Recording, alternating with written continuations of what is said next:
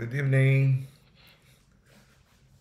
Brother Gerald, Brother Navins, Brother Christian, Sis Marijon. Good evening sa inyo. Good evening, Doc. Good evening. Salamat sa pag-attend. Okay. Brother Navin, opening prayer tayo. Hello, Sis Marijon.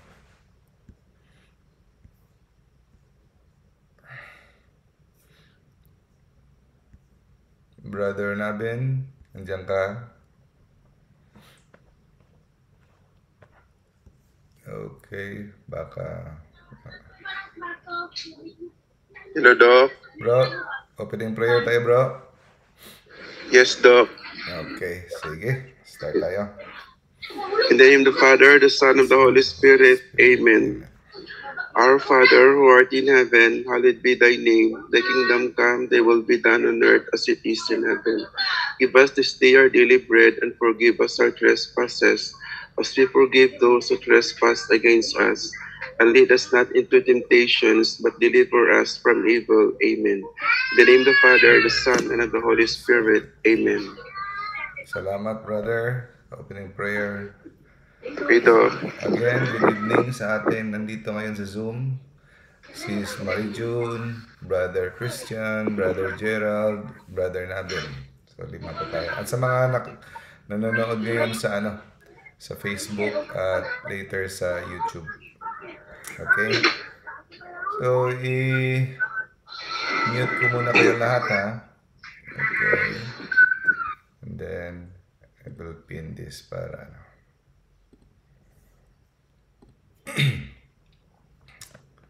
Okay. Welcome sa ating weekly lecture, Faith Seeking Understanding, Catholic Catechism, no? Knowing Our Faith. Na ngayong gabi napili ko na talakayan ang isa sa buhay na isa sa pinaka huwaran, no? Na model sa mga youth, si Saint Aloysius Gonzaga. Simple lang ang buhay niya, no? Actually, baka maikli lang itong lecture natin. Pero napakagandang pagninilayan. May mapupulot tayong inspirasyon sa buhay niya. By the way, itong life story ni Saint Aloysius ay galing ito sa narration ni Father John Hardon. Si Father John Hardon ay isang kandidato sa pagkasanto rin, no? Isang Vatican na dogmatic theologian. He is also a Jesuit. Si Saint Aloysius Gonzaga pala ay isang Jesuit, no? Siya ay patron saint ng mga youth, mga estudyante, pasyente ng AIDS, no? At mga caregiver. Siya ang patron saint ng mga caregiver. Malalaman nyo mamaya kung bakit. Pinanganak siya March 9, 1568. So more than 500 years ago, no? Sa Italy. Namatay siya sa murang edad na 23 years old. Between June 20 and 21st, 1591. Pinanganak siya 1568. 1591, namatay na siya. 23 lang ang edad niya. So, ang pamilya nila ni Saint Aloysius ay napakayaman. Sila ay considered na parang mga royal class, no? Royal family, no? Nobility. Mga kung sa ano pa, mga tawag sa kanila, mga lords or count, mga ganon. No? At mataas ang ranggo nila sa military. At ang gusto ng tatay niya, kasi panganay si Aloysius, gusto niyang maging military hero. Hinahanda niya si Aloysius na maging military hero. Siya ang tagapagmana, no, ng kanilang family title dahil siya ay eldest. Siguro meron to silang mga castle, no? Very rich, princely family. Now, at age 4 years old pa lang, excited na masyado ang tatay niya, no? Binigyan na siya ng full equipment, mga sandata, armor, no? At sinusuot na niya ito. At kasama siya sa tabi ng tatay niya pag nag-review sila ng troops, no? Imagine niyo, napaka-cute, 4 years old, full body armor na sandata. Dahil hinahanda talaga siya, no, ng kanyang tatay na maging kagaya niya, no?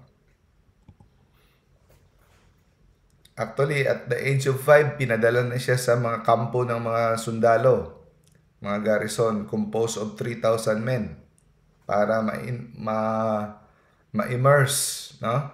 Makuha niya yung mga katangian ng mga sundalo, yung mga nagte-training against mga Moors. At habang andun siya sa piling ng mga sundalo, nakapulot siya doon ng mga hindi magagandang mga salita. Alam mo naman, mga sundalo, no? Mga bad words. Pero napansin ito ng kanyang tutor at siya ay pinagsabihan na hindi maganda yung mga pinagsasabi mong mga salita. Dahil dito, hiyang-hiya siya sa sarili niya, no? At agad niyang tinalikuran yung mga salitang yon, no? Pinagsisihan niya ito according sa talambuhay niya. He was ashamed for it for the rest of his life. Now, sa edad na 7 years old, nagkaroon na siya ng conversion. Napakabata pa niya, no? Especially nung siya ay nakaranas ng malaria. Nag-suffer siya sa mga pabalik-balik na mga lagnat. At sa tingin nila, ito yung naging daan ng kanyang conversion, no? At the age of 7, murang edad, na-realize na niya kung ano ikli ang buhay. Mula noon, araw-araw niyang binabasa ang Office of the Blessed Virgin Mary. Maliit na booklet, prayers about Mama Mary. At araw-araw din niyang pinipray ang 7 penitential psalms at iba pang devotion. Pag nagdarasal siya, parating nakaluhod, no? Walang foam, walang unan sa tuhod niya at walang support. Nakaluhod siya sa murang edad na 7.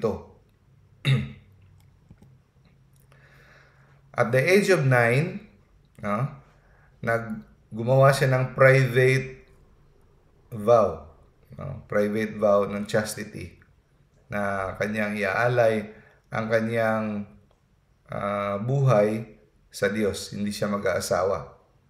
Private vow. At the age of 11, nagtuturo na siya sa mga bata sa palibot niya, yung mga mahihirap, tinuturuan niya ng catechism. Grabe, no? At the age of 11. Si Saint Robert Bellarmine, alam naman natin, no? Isa itong santo, hindi pa natin na-take up yung kanyang buhay. Naging spiritual father niya, parang spiritual director niya. At dahil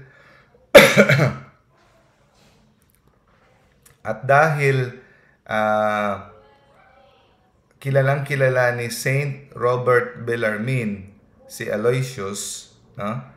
According to Saint Robert Bellarmine, hindi niya naalala na si Saint Aloysius ay nakagawa ng kahit isang mortal sin sa buong buhay niya. Para ding si si Saint Therese of Little Flower, the Saint Therese of Lisieux.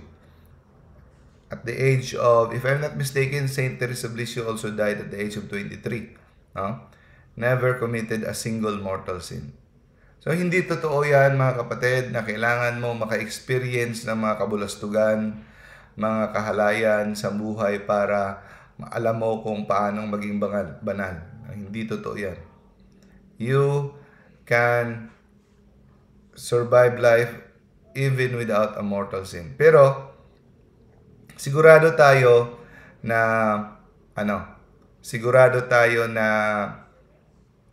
nakagawa siya ng venial sin. Kasi walang taong hindi makagawa ng venial sin. Only si Mama Mary ang conceived without sin. Pero the rest, lahat ng santo, nakagawa ng venial sin. Pero mortal sin, pwede pala. No? So, isa to sa mga example, si Saint Aloysius, namatay na lang, hindi nakagawa ng kahit isang mortal sin. Okay? Now, para ihanda at i-expose si Aloysius sa buhay na gusto ng tatay niya, pinadala niya si Aloysius sa Florence. At doon, na-expose si Saint Aloysius sa buhay ng fraud, lust, mga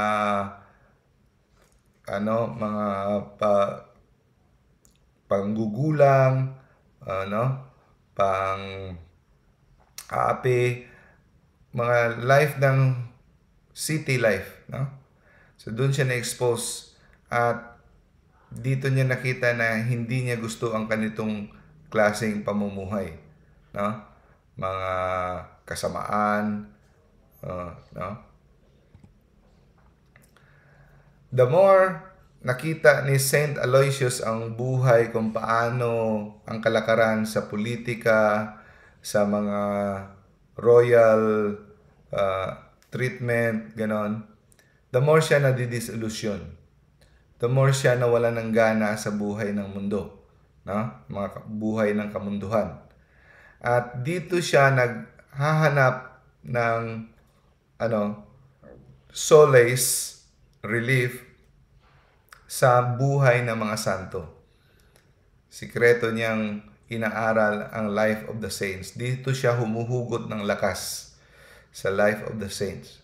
Kaya napaka-importante ang life of the saints. Personally, sa akin, isa ito sa nakahubog sa aking spiritual life. The life of the saints. Sometimes, ang mga principle sa Bible, sa teaching, no? Minsan, dating panahon na may mga pagsubok.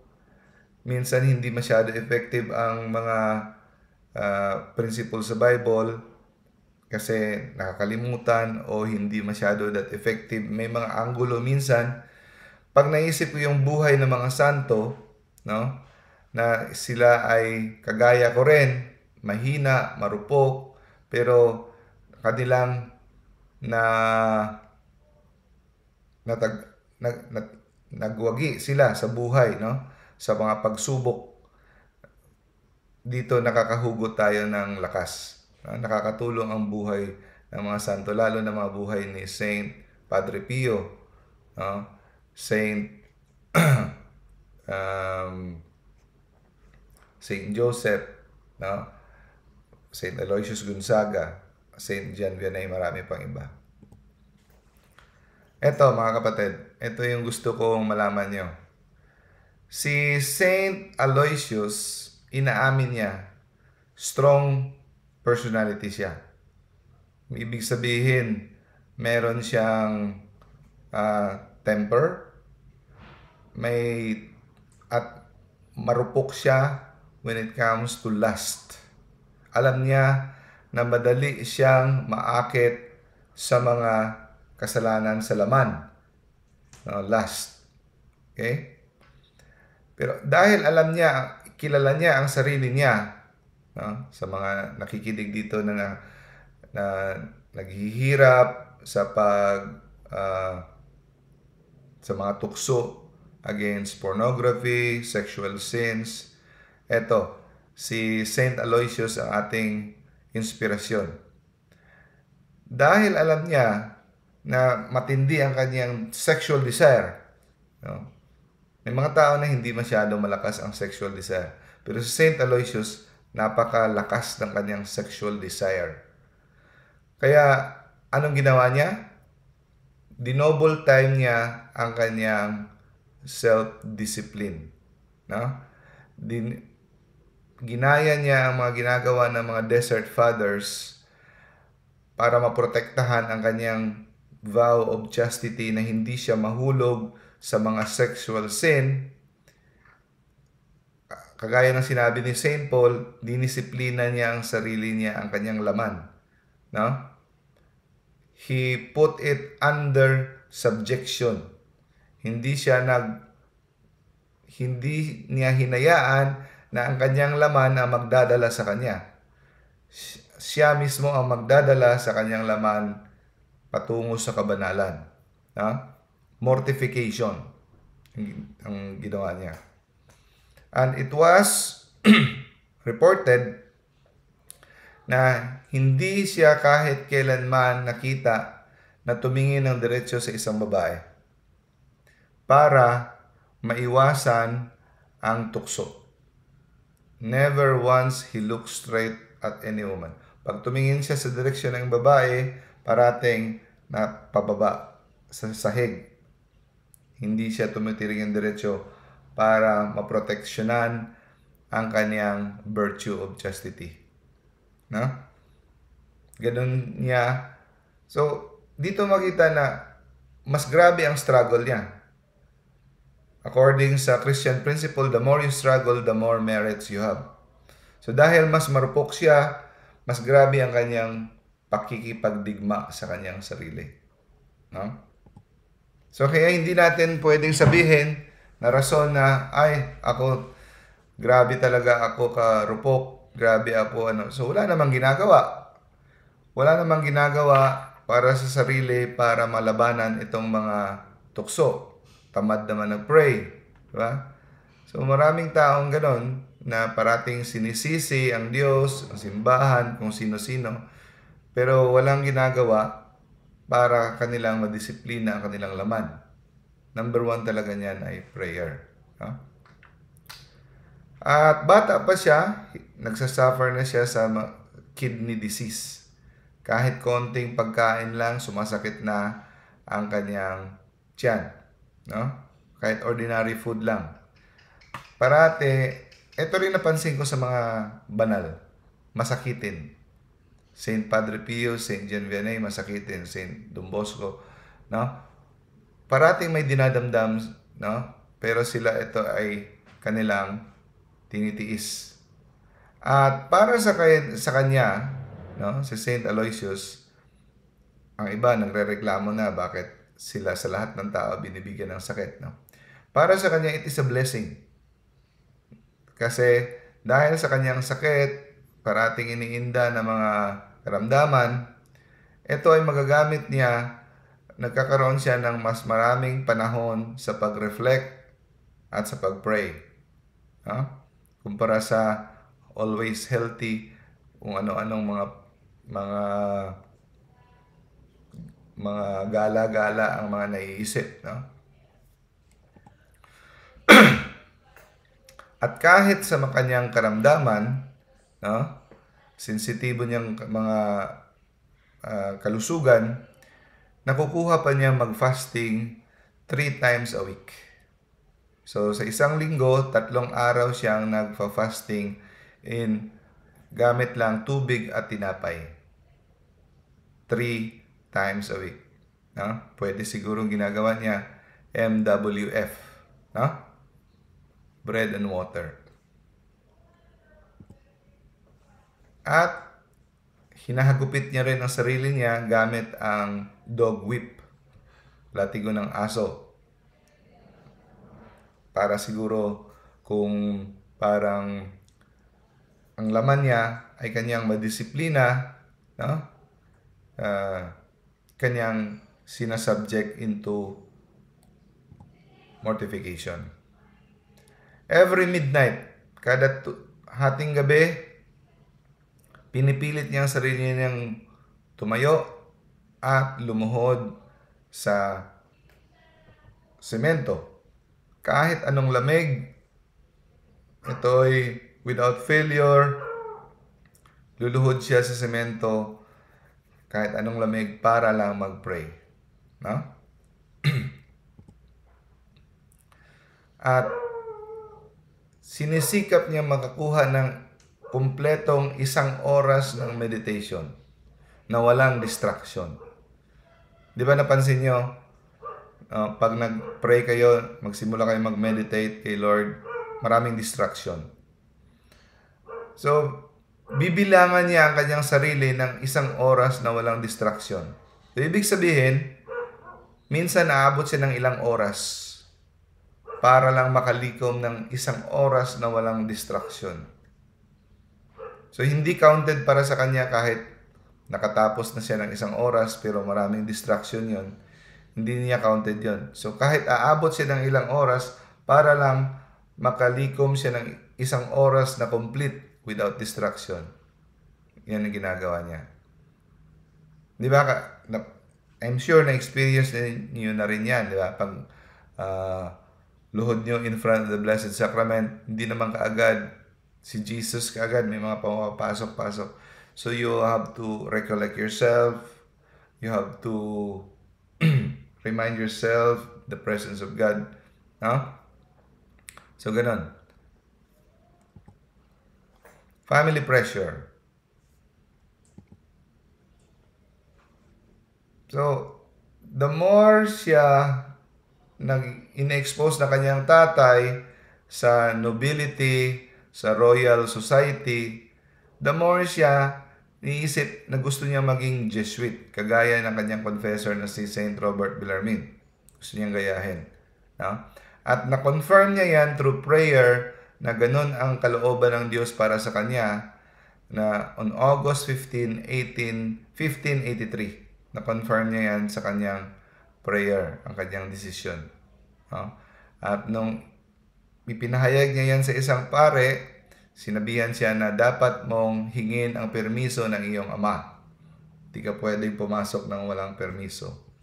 Nung nalaman ito ng kanyang tatay, galit na galit. No? Kasi doon na-realize ng kanyang ama na lahat ng inihanda, no? Buong buhay niyang inihanda ang kanyang anak para sa ganitong klaseng marangyang buhay, tatalikuran lang. No? Tatalikuran lang ng kanyang pinakamamahal na anak. So, sobrang galit niya talaga. At para siya ay ma-convince, ipinadala siya sa iba't ibang mga nobleman. Pagkatapos sa isang nobleman, i-transfer naman siya sa isang nobleman para bigyan siya ng advice at i-convince siya, pero wala effect. No? Lahat. So, sa edad na 18, ang nanay na niya nakatulong sa pag-convince sa kanyang tatay na payagan na lang siyang pumasok sa pagiging Jesuit. At doon, sa edad na 18, siya ay nagsimula ng kanyang novitiate. November 1585, lubos na tinalikuran niya at binigay niya sa kanyang kapatid, sa sumunod na kapatid niya, ang lahat ng ari-arian. No? At siya ay pumunta sa Rome para pumasok bilang novitiate ng Jesuit under Superior General Claudio Acquaviva.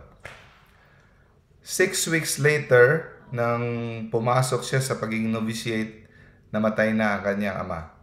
Pero, bago namatay ang kanyang ama, bukas loob itong pumayag na siya ay maging Jesuit. At namatay siya na nahanda ang kanyang kaluluwa. No? Buong puso niyang tinanggap ang pagiging Jesuit ng kanyang anak. So, di ba, pag pumasok ang isang binata sa pagiging novitiate, usually, di ba, naghihirap dahil maninibago sa disiplina, prayer, fasting, kung anong mga spiritual discipline. Pero sa kanya, hindi.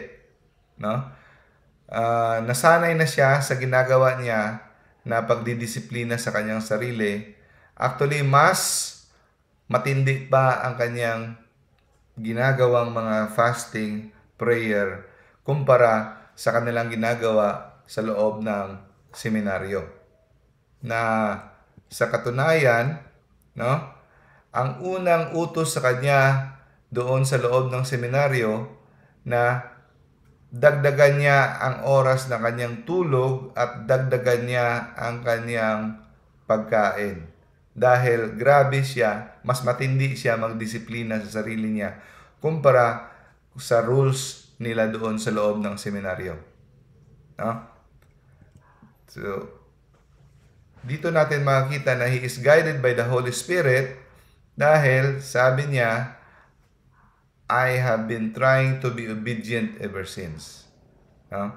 Alam kasi ng kanilang superior general na kulang ang tulog niya at midnight, gumigising sa pag-pray. Ang pagkain niya masyadong matipid dahil sa kanyang mga pag-aayuno. Kabaligtaran, inutusan siya na kumain ng dagdagan na kanyang pagkain, dagdagan na kanyang tulog kasi kulang sa 6 hours. So kung iba pa ito, iisipin spiritual pride ay hindi ko susundin dahil mas matindi itong ginagawa ko. So, pero kung ikaw ay guided by the Holy Spirit, alam mo, yung obedience to superior is more important. No? Obedience to superior is more important than your own way. No? So, sa Christianity, mga kapatid, big deal kay God ang obedience. No? Hindi yung sa ating sarili ang masusunod. Pagkatapos niya ang novitiate, pinadala siya sa Milan. At doon sa Milan, while gumagawa siya ng kanyang morning prayer, doon ni-reveal sa kanya na siya ay hindi magtatagal dito sa mundo. Ibig sabihin, mamamatay siyang bata pa. Dahil sa revelation na ito ay nagbigay sa kanya ng kagalakan. Tuwang-tuwa siya na alam niyang hindi siya magtatagal dito sa mundo. Kabaligtaran, sa atin, iba, malulungkot tayo, no? Kasi hindi na pala ako magtatagal, no? Pero sa kanya, nung nalaman niyang mamamatay na siya ang bata pa, tuwang-tuwa siya. At ito rin ang napansin nila, hindi nila alam kung paano niya ginagawa ito. Sa kada lugar na puntahan niya o sa kada seminaryo, may kakayahan siyang makuha ang pinakapangit na silid. Parating niyang nakukuha ang pinakapangit na room available sa isang lugar. Yun ang pinipili niya. Sa atin, paunahan tayo kung saan yung pinakamaganda, pinaka-strategic, no? Sa kanya, ang pinakapangit, no, na room, yun ang napupunta sa kanya at yan ang gustong-gusto niya, pinakapangit. No? At also, napansin ng mga kasamahan niya, nagkakaroon siya ng ecstasy. Kung sa parang nawawala sa sarili dahil he is in the presence of God, praying. Parang si Saint Joseph of Cupertino, ecstasy. Yung ecstasy, parang andyan ka, pero ang iyong isipan at puso andun nakaharap sa Diyos. Parang hindi naman possess. No? Andyan ka lang, parang nakaupo o nakatayo o ano. Pero hindi ka masyadong aware sa external stimulus dahil nakalak ang iyong puso't isipan sa pakikipag-usap sa Diyos. So kahit nasa mesa sila, naglilibang-libang sila, bigla na lang siya mag-state of ecstasy.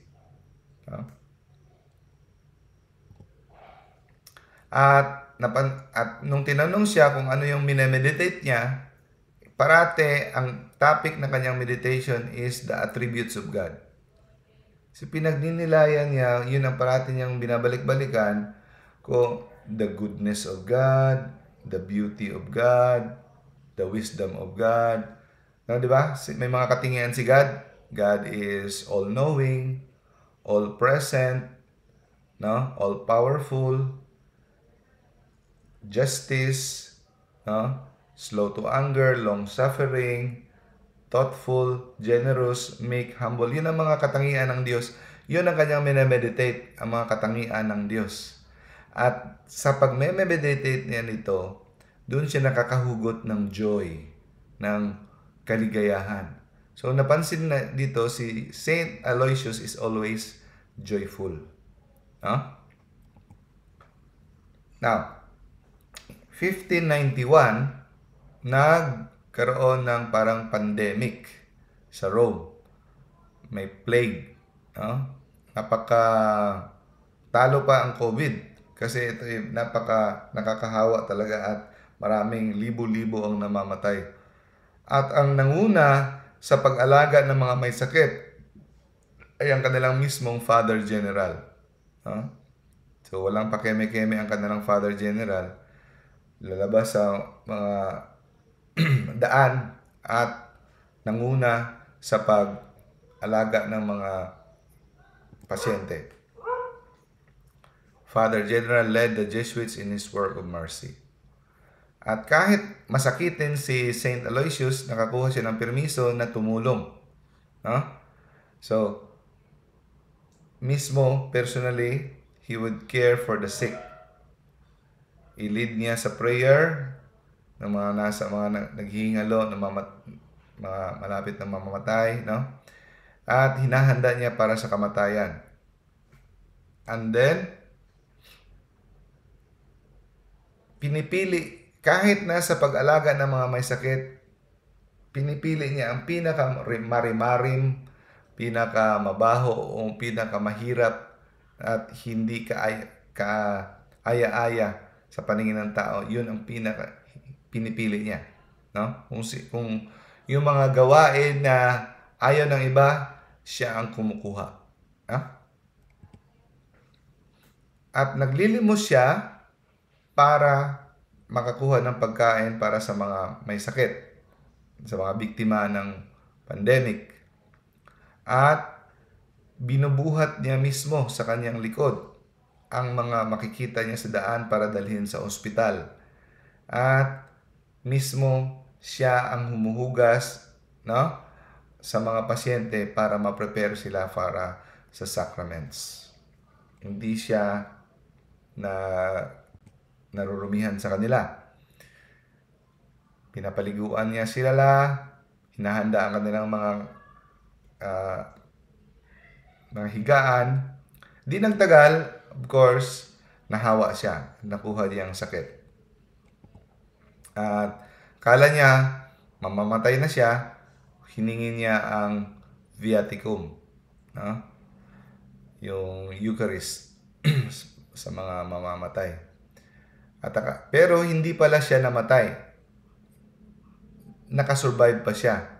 Pero nung binalikan yung alaala na yon, sabi niya, nagmamadali na siyang, gusto niya actually mamatay. He is looking forward, no? Looking forward for his death. Naka-recover siya, ngunit bumalik na naman ang lagnat at ito ay nanatili sa kanya for 3 months ang kanyang lagnat.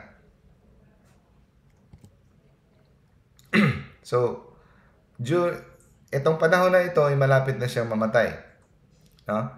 Naka-recover siya pero bumalik ang lagnat another 3 months. Pero kahit sa kanyang kahinaan, pinipilit niya pa rin kada gabi tumayo, kada gabi at lumuhod at katabi niya ang crucifix para magdasal. Kahit anong hirap, konsensya tuloy tayo, no? Pag tayo naglagnat, may sipon, feeling natin parang, excuse muna, hirap magdasal, no? Kasi sama ng pakiramdam ko, no? Pero siya, as long as he could, he would rise from bed at night, no? Worship on his knees before the crucifix. Luluhod kahit anong hirap ng pakiramdam niya. Imagine meron na siyang sakit na malubhang dinadama. At tinanong niya si Father Bellarmine, posible po bang makapunta sa langit diretso na hindi dadaan ng purgatory? Sabi niya. Sabi ni Saint Bellarmine, of course, pwede. Pwede ko bang hingin yung grasya na yan para hindi na ako dadaan ng purgatory? Yes, pwede mong hingin. No? Kaya hiningi niya sa Diyos na dumiretso ng langit na walang purgatory. Okay? Before he died, napansin nila na he is in ecstasy buong gabi. So, pagka umaga, mamamatay siya, buong gabi niyan, he is in ecstasy. In-explain ko na sa kanya ang meaning ng ecstasy kanina. Tapos, ulit-ulit niya sinabi kay Father, we are going na, Father, we're going. Tinanong siya, saan tayo papunta? We're going to heaven. No? Tapos, 2 Jesuit na kasama niya ang nagbantay sa kanya at napansin nila na nag-iba ang kanyang mukha habang hawak-hawak niya ang cross at tinatawag niya ang pangalan ni Jesus. No? Before siya binawian ng hininga, ang last niya na word ay, into thy hands. No? Meaning, yan ang sinabi ni Jesus doon sa cross, di ba? Into your hands, I commend my spirit. Pero ang nasambit niya, hanggang dito lang, into thy hands. At namatay siya. So, he died at the age of 23. No? At June 21, 1591. Canonized siya 1726. At ang kanyang relics ay andyan sa Rome. Sa Church of St. Ignatius sa Rome. No? So, punta tayo sa kanyang spirituality. Ang pinakaunang spirituality ni Saint Aloysius ay chastity. No? Chastity. So, pinili ng simbahan na ito ang kanyang pangalan sa kanya. No? Dahil alam nila na meron siyang strong sexual passion. May mga taong hindi ganun ka-strong, pero sa kanya, very strong. Sa ano pa, ang hilig niya sa sex, grabe. Pero hindi siya nahulog sa pagpapakasala dahil nilalabanan niya. Dito siya naging huwaran, naging modelo. Dahil despite sa kanyang strong urges, hindi siya nahulog dahil sa kanyang paghingi ng kapangyarihan mula sa taas.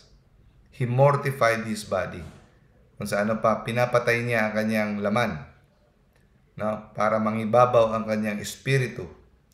So, paano natin patayin ang laman? Sa pag-aayuno. Diba? Abstinence, fasting. When we deprive our flesh, tanggihan natin ang gusto ng ating laman ng pagkain, masahe, mga aliw. Dinideprive natin, tinatanggihan natin ang ating laman, the more mangingibabaw ang ating will. The more magigibabaw ang ating espiritu. At hindi tayo sunod-sunuran lamang sa kung anong gusto ng ating laman. May mga tao na hindi na kaya yon. Kung gusto nila ng katawan nila ng chocolate, chocolate agad. Kung gusto ng pagkain, pagkain agad. So parating sila ang master ang laman, pero siya hindi. Tayo dapat ang master sa ating laman. No? So, yung iba dahil nagkakabuhol-buhol ang buhay sa mundo ngayon dahil kung anong dikta ng kanilang pasyon, yun na yun. Gusto nilang lalaki sila, pero meron silang attraction sa kapwa lalaki.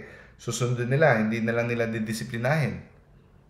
Yung babae, may pagnanasa sa kapwa babae, dahil parang meron silang kagustuhan, yun na rin, hindi nila nilalabanan.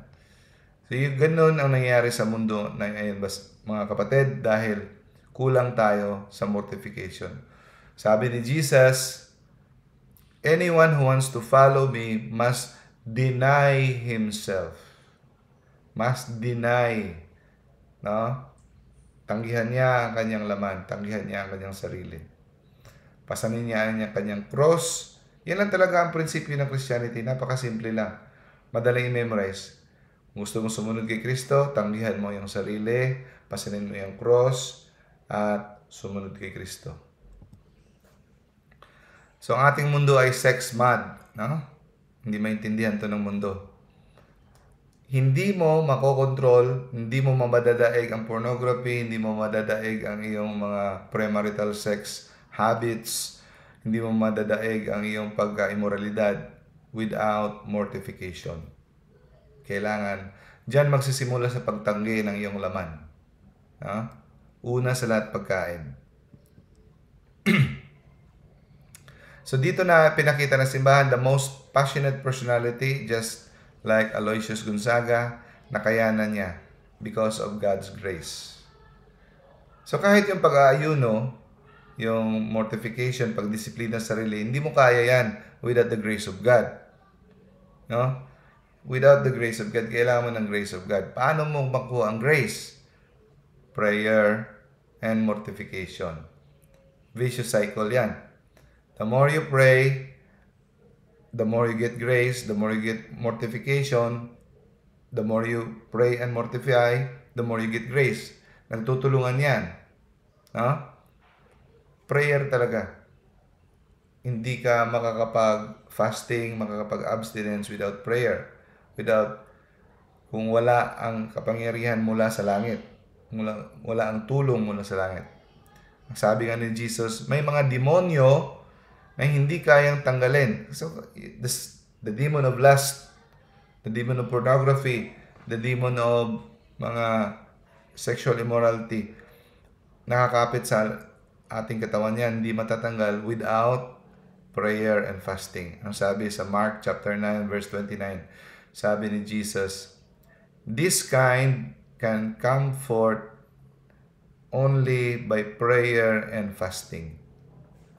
Prayer and fasting. Yun ang kinakalimutan natin. Mga tao ngayon hindi na marunong mag-fasting. No? Hindi na marunong mag-control sa kanilang sarili. So kahit sa anong edad, bata man, matanda man, ang chastity mahirap i-preserve. Mahirap i-maintain ang chastity. No? Without the grace of God. Without prayer and penance. Kailangan talaga natin prayer and penance.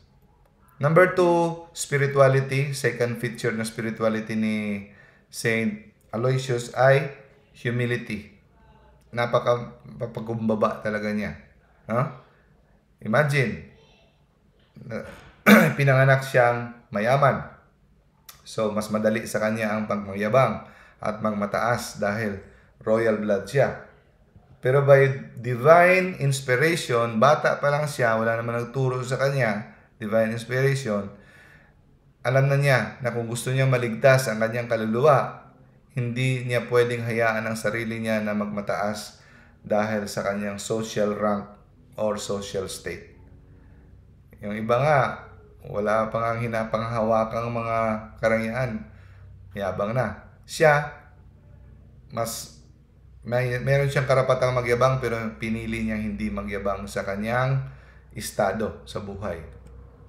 Sa katunayan, tinalikuran niya pa ito. At ayaw ni Aloysius ng ang kunwari, pretense. No? Pero ang sabi ni servant of God, John Hardon, ang narrator ng kwento na ito, kahit sa simbahan, ito ay penetrated na ang pride. No? May kinuwento, natawa ako sa kwento ni Father John Hardon. Si John Hardon para ay candidate for sainthood. Siya ang sabi na, our duty as Catholic is to know the truth, to live the truth, to defend the truth, to share the truth with others, and to suffer for the truth. Actually, si Father John Hardon experienced white martyrdom. 16 years before siya namatay. Alam niyo ba si John Hardon is kilala ni St. John Paul II Kilala ito, no? Sabi ni St. John Paul II, when I was in his presence, I knew I was in the presence of a saint. Banal tong taong to. At alam nyo ba, isa sa bakit siya na-persecute? 16 years before his death, hindi na siya pinayagang mag-teach. He is one of the greatest dogmatic theologians the church can have produced. Pero 16 years before siya namatay, pinagbawalan na siya ng Jesuit Society na mag-teach. Bakit? Kasi nag-write up siya against Enneagram na ginagamit na sistema ng personality techniques sa mga seminarista. According to him, at Pope John Paul II, Enneagram na gagamitin sa personality traits parang occult, hindi maganda. Dahil dyan, dinisiplina siya ng Jesuit Society. No? Sa Jesuit ngayon, marami ng ito isa sa mga natitirang magaling na Jesuit. Pero maraming Jesuit ngayon na mga modernist, ang iba heretics. No? Just an example, Ateneo is run by Jesuits. Pero tingnan mo yung Ateneo ngayon. So fully support Pride Month, no? Sila ng Lasal. Anyway, ibang topic yan. Sabi ni John Hardon, so in relation sa ang pride ay kahit sa ang estado, kahit sa simbahan, sa mga kaparian, sa mga eskwelahan, kahit saan, no? Infested ng pride. Meron siyang sinusolve, tinahasan siya na mag-solve, no? Binigyan siya ng responsibility to solve some religious problems sa diocese. Nakipag-audience siya sa isang vicar, no? Sa isang vicar sa simbahan. At sanabi ng vicar, okay, let's have a appointment at 12 o'clock, noon. At sabi niya, ay, napakabait ng vicar. Magsasama pa kaming mananghalian kasi 12 niya sinet. So dumating siya a few minutes before 12. Pagdating niya, sinabi ng sekretary, sabi ng vicar, upo ka lang muna daw. Tapos tumawag sa telepono, po sabi, hintay ka lang muna habang kumakain ng pananghalian si vicar. Buong akala niya magsasama silang kasi bakit mo isiset na alas 12? Pananghalian yan. So, para upuin pala siya doon, panghintayin habang kumakain yung vicar. Vicar General. No? Or Monsignor. Pero si John Hardon ay isang pare at malaki din ang ranggo. Okay? So, bumaba ang vicar, ang Monsignor, more than 1 hour at nakangiti na para lang walang nangyari. At ang sabi ni John Hardon, sabi niya, all I can tell you is it took a lot of grace to smile back. Kung imagine niya kung kayo sa sitwasyon niya, no? Para lang walang nangyari. So, sinadya yon ng bikar para ipadama kay John Hardon kung sino ang may kapangyarihan. So, kita mo kung ano ka-proud, ka-arrogante, no? Ang bikar na yon. Kasi gusto niya ipadama kay John Hardon na sinong may authority dito at sino ang bossing. So dito makikita mga kapatid na kahit saan may pride. Ha? So walang ganon si St. Aloysius. Number 3, penance. Ito ang distinguishing factor ni St. Aloysius. So bakit, di ba usually magpipinitensya tayo dahil sa mga past sins natin? Dahil nagsisisi tayo at magpipinitensya. Kagaya ni St. Augustine, St. Margaret of Cortona, meron sila mga sinful past. Pero sa St. Aloysius, wala. Ba't siya nagpipinitensya? Ang pinitensya ni St. Aloysius is para hindi dahil sa mga past niya na mga kasalanan, kundi para labanan ang kanyang laman.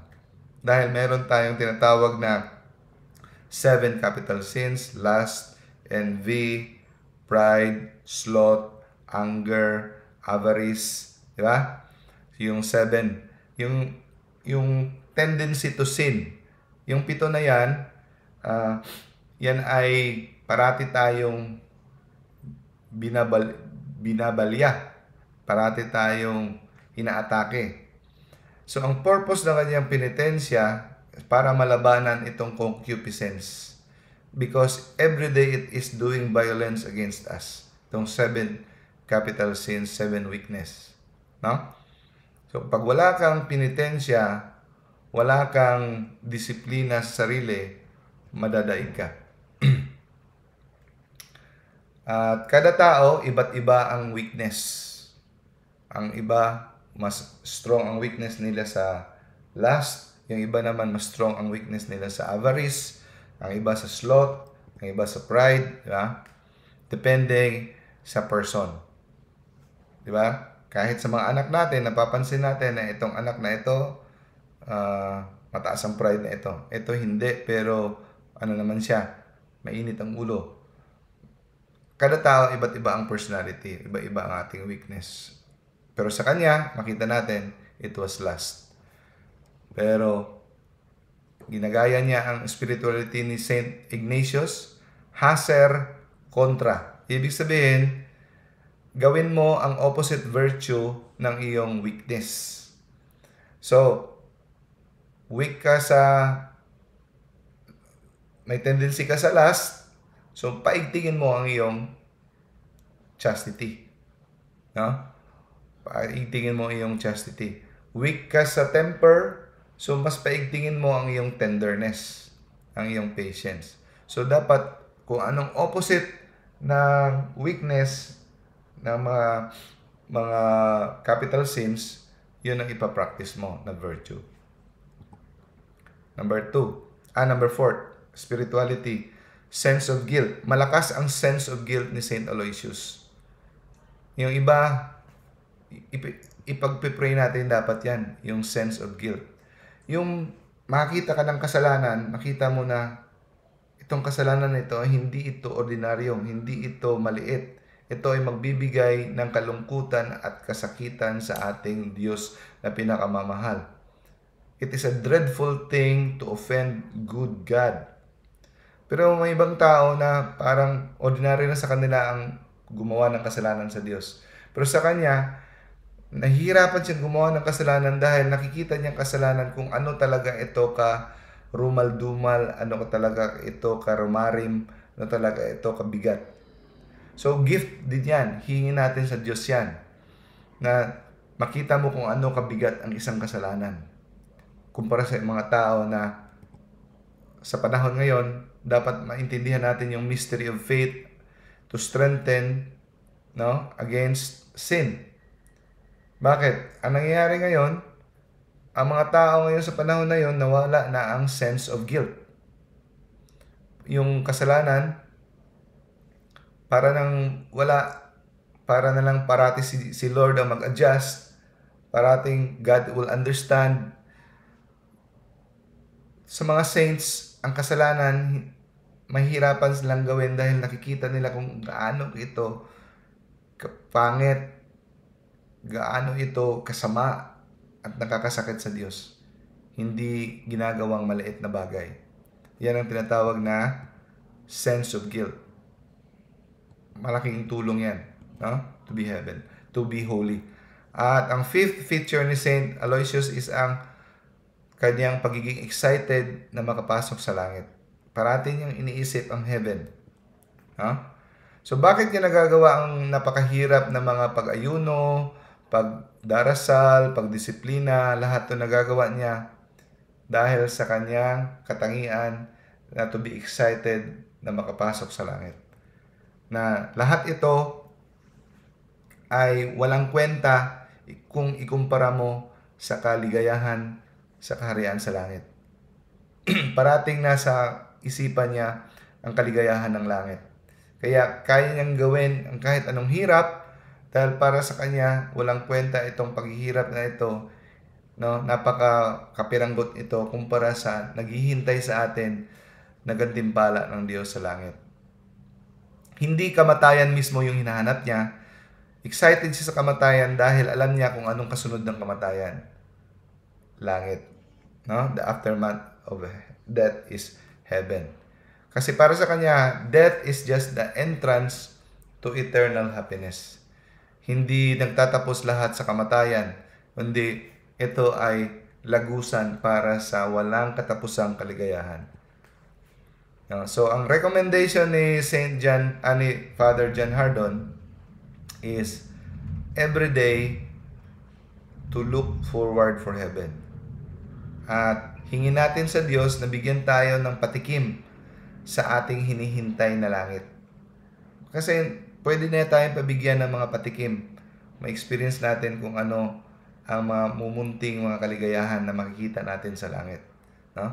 At dahil dito, sa ating kagalakan, excited na yung mga paghihirap dito sa mundo, magiging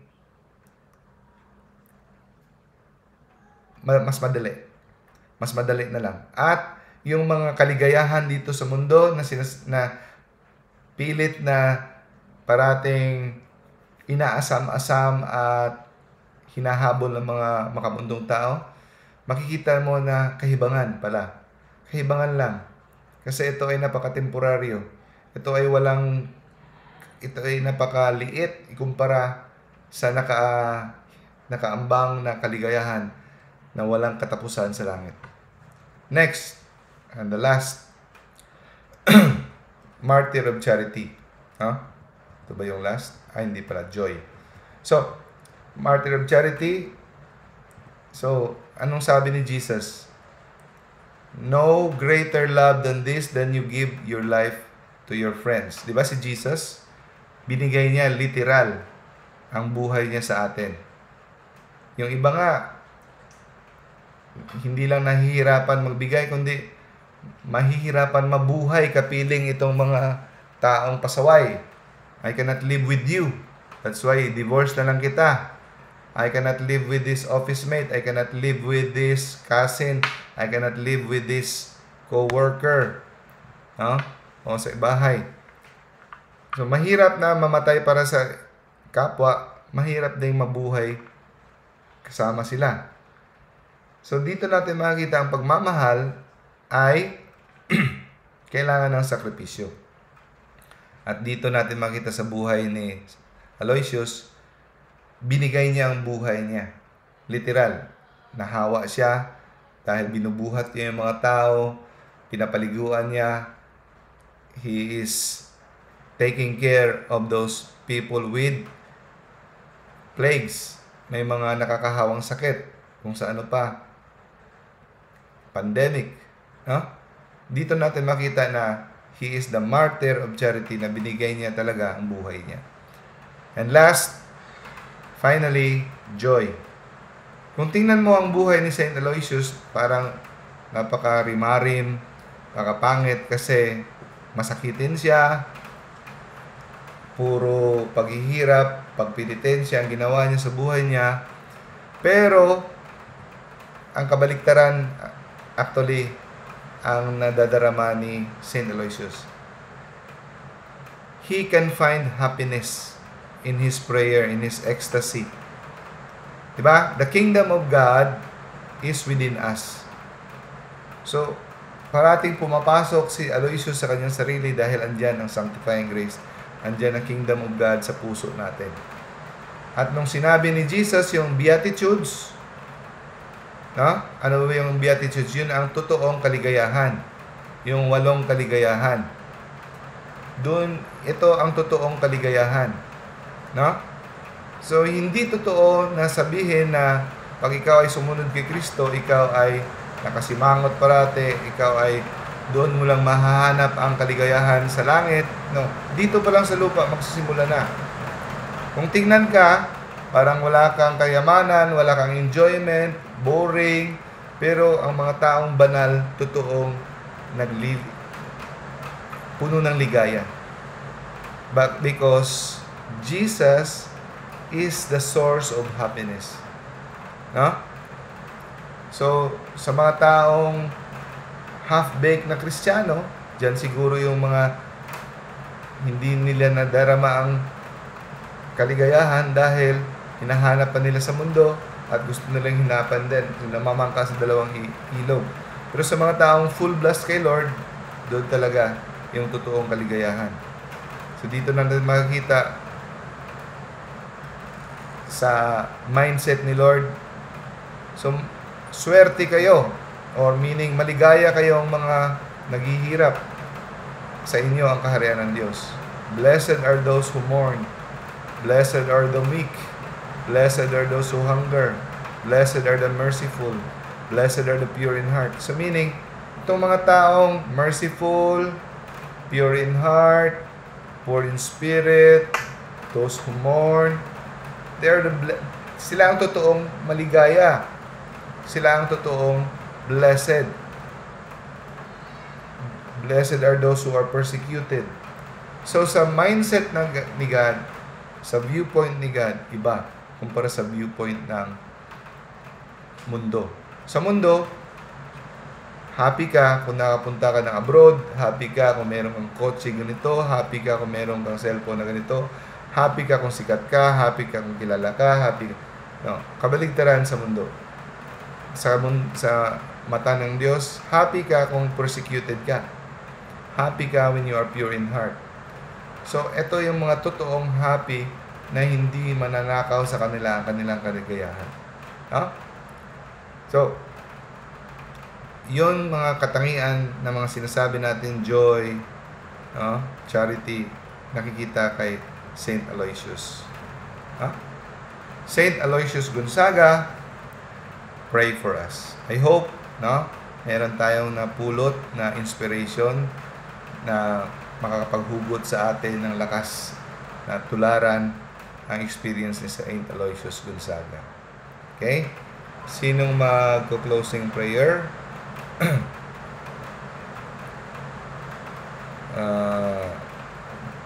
Brother Ramel, gusto mo? Closing prayer? Hello, Doc. Sige. Sige pa, Doc. Okay.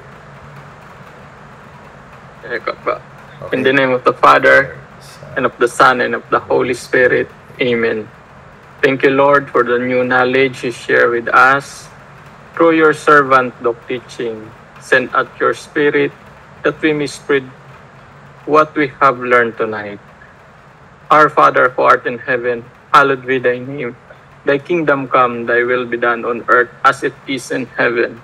Give us this day our daily bread. Forgive us our sins, as we forgive those who sin against us.